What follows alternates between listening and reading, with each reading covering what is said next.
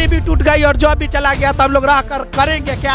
हम नीतीश जी के शरणों में ही हम लोग लग रहा है। हम लोग के साथ अन्याय क्यों हो रहा है? हम माननीय मुख्यमंत्री जी से पूछना चाह रहे हैं। चलो ये 6 महीना शिक्षक है, किस सर बोलता भी है, गांव समाज में कहता भी है कि 6 महीना टीचर से ये सब हम बोलना शुरू कर देंगे। नमस्कार साथियों, मैं इस वक्त मौजूद हूँ पटना के गर्दनी बाग में, जहाँ पे धरना स्थल पे बहुत सारे लोग हैं, बहुत सारे टीचर हैं जिनका 2023 तक का जो है अभी तक का जो है बाकी है। यहाँ पे आप देख सकते हैं कि जॉब दो नहीं तो जेल दो।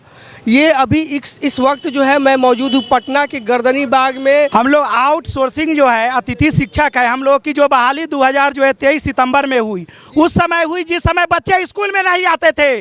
उस समय हुई जिस समय बच्चे स्कूल, हम लोगों ने स्कूल में लाने का काम किया। हम लोग उस समय जो है डीओ के द्वारा एमटेक बीटेक और एक टीचर जो 40+ थे उन लोगों को रखा गया। और आज जो है 6 फरवरी को जो है लेटर निकाल दिया गया कि आप लोग 28 फरवरी के बाद घर पर जाके बैठिए। अब बताइए हम लोग के साथ कैसा अन्याय हो रहा है? हम जो NIT से एमटेक इंजीनियर है, 50,000 का कोचिंग जो है लगभग जो है मिलता था, ऊपर ही मिलता था। मैं जॉब करता था जो है अपना जो है कोचिंग, मैंने कोचिंग बंद कर दिया, सरकार के पक्ष में काम करना स्टार्ट किया और सरकार से अभी हमको 1 रुपये का जो है मुआवजा नहीं मिली है जो है। फिर भी हमने सरकार के प्रति पैसे के लिए कोई बात नहीं उठाई। हम लोग की जो सेवा है उसको नियमित किए जाए और 28 कल जो है 28 फरवरी 2024 है, कल तक हम लोगों को जो है क्लास लेने की अनुमति है, इसके बाद अनुमति नहीं है। इस जो है पत्र को जो है निरस्त किया जाए। हम लोग जिस तरह बोर्ड में थे, बोर्ड पर पढ़ा रहे थे, बोर्ड पर पढ़ाने की अनुमति दी जाए। इस तरह से रोड कहीं ना कहीं आपको लगती है कि बिहार सरकार जो है शिक्षकों को मतलब शिक्षकों पर ध्यान नहीं दे रही है? सरकार तो ध्यान नहीं दे रही है बिल्कुल हम लोगों पर। जो पहले से उनके लिए मर मिट चुके हैं उन पर कोई ध्यान नहीं है। जो सरकार उन लोगों नीतीश सर का ही बयान है, हमारे माननीय मुख्यमंत्री जी का, कि हम जो है बिहार को बहुत आगे बढ़ाएंगे और शिक्षक लाएंगे, जो पहले से है उनको भी रखेंगे। तो ऐसा हम लोगों के साथ दोहरी व्यवहार क्यों हो रहा है? हम लोग के साथ अन्याय क्यों हो रहा है? हम माननीय मुख्यमंत्री जी से पूछना चाह रहे हैं। जब आप ही का बयान है, विधानसभा भवन में ही उनका बयान है कि हम और शिक्षक को लाएंगे और जो पहले से है उनको भी रखेंगे। उनको तो माना जाता है कि वो अपने बयान से पलटते रहते हैं, उनका तो आदत है, ऐसा उनको माना जाता है। पलटने से क्या होगा? हम लोग के साथ जिस प्रकार का अन्याय हो रहा है, अब कल के बाद हम लोग मर जाए कि जी जाए, इसके जिम्मेवार नीतीश कुमार होंगे, इसके सिवा दूसरा कोई नहीं होगा। जो है हम लोग के साथ ऐसा बार अन्याय जो है अब सहनशील नहीं हो रहा है। हम लोगों के साथ जो है एकाएक जो है इस प्रकार का फरमान से लग रहा है कि मरे कि मिट जाए। दुख की बात है, क्या कहे, हमारी शादी टूट गई, इसी के चक्कर में शादी ठीक हुई थी और पता चला कि जॉब तो 28 फरवरी के बाद निरस्त हो रही है। इसके लिए जो हमारी शादी भी टूट गई, इससे दुख बात तो शादी भी टूट गई और जॉब भी चला गया तो हम लोग रह कर करेंगे क्या? हम नीतीश जी के शरणों में ही हम लोग लग रहा है कि कितने दिन से आप धरना पे हैं? हम लोग का तीसरा धरना है जो है, लेकिन कोई सुनवाई दे तब तो। पहला धरना कब हुआ था आपका? पहला धरना जो हम लोगों की जो है मीडिया के 12 के जो हुई थी जो है 12 जो है फरवरी को, फिर 25 को हुई, आज जो है फिर 27 जो है फरवरी 2024 आज हमारी जो है धरना का जो है स्थल गर्दनी बाग जो है हम लोग का। सरकार के तरफ से कोई ऐसे लोग आए हैं या कुछ सुनने वाले आए हैं या फिर कुछ ऐसा अप्रोच आपको नजर आया है? सिर्फ आश्वासन दिया गया है कि आपके लिए कुछ सुना जाएगा। कहने से थोड़ी कुछ होता है, आप कागज कुछ और निकालते हैं, बोलते कुछ और है, ऐसा कुछ जो है फरमान नहीं है। ये तो सम्राट चौधरी देते हैं जो है दिए हैं सर जो है कि आप लोगों को जो है आपकी सुनवाई की जाएगी और उन्हीं का बयान है कि बिहार के हर सम्राट चौधरी आश्वासन दिए थे, बस बोल के रह गए। ये न्यूज है आज से 3 दिन पहले 24 तारीख को कि बिहार के हर व्यक्ति को जॉब मिलेगा। जब जॉब मिलेगा तो ऐसा हम लोगों के साथ व्यवहार क्यों हो रहा? आप सर कहाँ पे पढ़ाते हैं और कितना पढ़ा रहे, क्या मतलब कितने क्लास के बच्चों को पढ़ा रहे? 9, 10, 11, 12 के बच्चे को। और कितने दिनों से धरना पे है? हम लोग सर 3 दिन के देर धरना से हैं। क्या मांग है आपकी? मांग यही है कि जो 28 तारीख को फरमान निकला गया कि ये लोग की आउटसोर्सिंग अतिथि शिक्षक की सेवा नहीं ली जाए, उसको निरस्त किया जाए। मैं बस मान सम्मान बची रहे हम लोग का, वो मान सम्मान रोड पे आ गया है।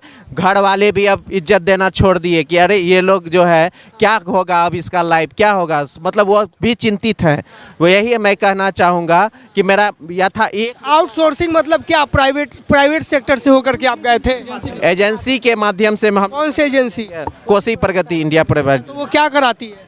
वही रिक्वायरमेंट की थी और वही वो लोग फिर जिम्मेवारी नहीं ले रहे हैं। वह जिम्मेवार वो बोले कि अब हटना ही पड़ेगा, लेकिन हम लोग तो सरकार के काम किए हैं, स्कूल तो सरकार की है, सबकी है, लेकिन हमारे कहने मतलब क्या हम सरकार आप मतलब बाकायदा सब कुछ पढ़ के और एग्जाम दे करके गए थे, ऐसा सारा क्राइटेरिया पार करके गए? मेरिट बना हुआ था, मेरिट पे गए थे, उसका लिस्ट बना था, उस लिस्ट के अनुसार वो जो है डीओ साहब जो है एक एजेंसी को सौंपा गया था डीओ के माध्यम से।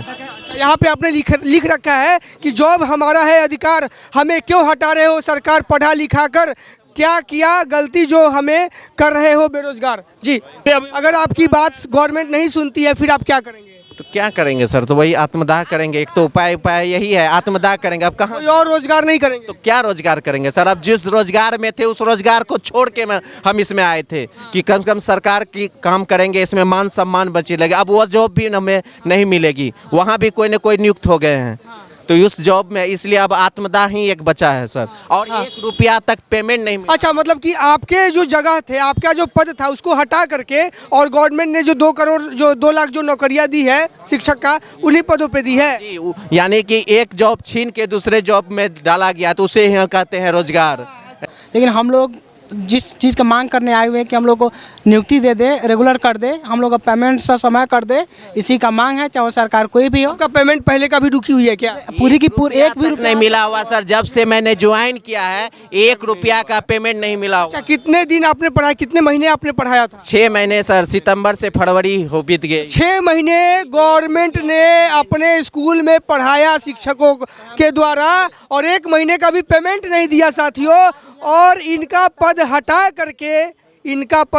करके और सरकार ने 2 लाख नौकरियां दे दी शिक्षकों को, और फिर गवर्नमेंट नाम कर रही है कि देखो मैंने नौकरियां दी, लेकिन इनका नौकरी छीन लिया गया। ये प्राइवेट सेक्टर से होकर के गए थे, अपना बाकायदा सारी क्राइटेरिया को पूरा करके गए थे। तो ये बात गवर्नमेंट को मालूम है कि आप लोग कर रहे थे काम? हाँ, बिल्कुल मालूम है सर, आखिर जब तक मालूम नहीं तो निकालने का फरमान कैसे निकाले, जब तक बिना मालूम का ही फरमान निकलता है, लेकिन ये बहुत गलत। फरमान निकाले, लेकिन ये चेक नहीं किया कि किनका किनका सैलरी बाकी है या कंप्लीट किया जाए? कोई चेक नहीं किया है, सीधे फरमान निकाल दिया 28 के बाद सेवा नहीं ली जाएगी। हम लोग को सरकार क्यों निकाल रही है?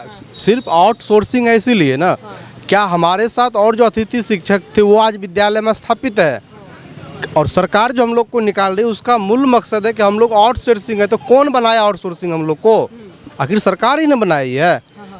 फिर सरकार उसको एक जगह दे, उसको एक सम्मान दे, उसके साथ ऐड करे, और हम लोग क्या उससे कम शिक्षित नहीं है, सभी बीएड धारी है, काम कर रहे हैं, सब बीटेक वाले हैं, पीजी वाले हैं, हम लोग योग्यता रखते हैं उच्च विद्यालय में पढ़ाने का, हम लोग को मौका दे। आउटसोर्सिंग के चलते ऐसा हम लोग के साथ दुर्व्यवहार किया जा रहा है। आज अतिथि शिक्षक विद्यालय में है, हम लोग से पहले जो शिक्षक थे वो विद्यालय में कार्यरत है, और हम लोग को क्यों निकाल रहे हैं सरकार बाहर? सिर्फ हम लोग एक संस्था से आए हैं, इसलिए संस्था किसने लाई थी? आखिर सरकार ही ने लाई है। जो सरकार का दायरा है उसको पूरा करे, और हम लोग की मांग को सरकार ध्यान में रखे। हम लोग वेल एजुकेटेड है, और हम लोग जिस संस्था से इनकी ज्वाइनिंग हुई, आप लोगों की ज्वाइनिंग हुई, वो संस्था भी गवर्नमेंट ही लेके आई। जी जी, बिल्कुल बिल्कुल बिल्कुल, वो भी 4 एजेंसी को वो अप्रूवल किए, और डीओ साहब उनको दिए हैं। पहले डीओ साहब के यहाँ आवेदन दिया गया था, डीओ साहब ये फरमान जो है एजेंसी को सुपुर्द किए थे, और एजेंसी अपने स्तर से सभी चीज़ कॉपी को जांच करते हुए सत्यापित किए सब चीज़, तब जाके हम लोग स्कूल में अपना योगदान दिए हैं। तो मैं यहाँ पे गवर्नमेंट से ये कहना चाहूँगा कि यहाँ पे जो भी शिक्षक प्रदर्शन पे बैठे हैं वो फिर से जो है अपना टेस्ट कराने के लिए तैयार है, और परीक्षा में पास होकर के भी दिखाएंगे। सम्राट चौधरी से बहुत ही मतलब संज्ञान है कि सर ने हाल फिलहाल में बोले हैं कि हमने 94 लाख रोजगार देने का वादा किया हूं, और 10 लाख नए रोजगार दूंगा। फिर ये कहाँ की नीति है सर? आपने रोजगार दे के रोजगार छीन रहे हैं, तो आप जगह और हम लोग को एक साथ लेके चले, हम लोग एक साथ एकजुट आप लोग के साथ है, और मुझे विश्वास है, धैर्य है कि आप जरूर हम लोग को जो आश्वासन देंगे, और इतना ही नहीं बल्कि हम लोग का सेवा को भी आगे के लिए बढ़ाएंगे। चलो, ये 6 महीना शिक्षक है, किस सर बोलता भी है, गांव समाज में कहता भी है कि 6 महीना टीचर से ये सब एकदम बोलना शुरू कर देंगे ना। 28 के बाद जो फरमान निकाला गया, कल के बाद तो पूरा बोलना शुरू कर देंगे, तो हम लोग अब निकलना भी दुश्वार हो गया है। सरकार हमें मुद्दा ना बनाए, हमेशा मुद्दा बना के हम ही को आगे करके चुनाव लड़ लेती है, कहती है कि जब हम आएंगे सरकार में तो हम आपका परमानेंट कर देंगे। आपको परमानेंट जॉब देंगे, लेकिन हम एक मुद्दा बन के रह जाते हैं हमेशा सरकार के सामने। जो भी सरकारें आती है वादा करती है और मुकर जाती है, चली जाती है दूसरे विपक्ष में, तो हमारे लिए आवाज़ उठाती है। जब पक्ष में आती है तो भूल जाती है कि हमने क्या बोला था इनके लिए। सम्राट चौधरी जो आज उप मुख्यमंत्री हैं, विजय कुमार सिन्हा जी ने भी हमारे मुद्दों को उठाया था कि हमारी सरकार बनेगी तो हम अतिथि शिक्षकों का परमानेंट करेंगे। लेकिन अब देखा गया है कि जब वो सत्ता में आए हैं तो हमारी बातचीत ही नहीं कर रहे हैं। वो एकदम लग रहा है ऐसे कि जैसे हम लोग कुछ है ही नहीं उनके लिए।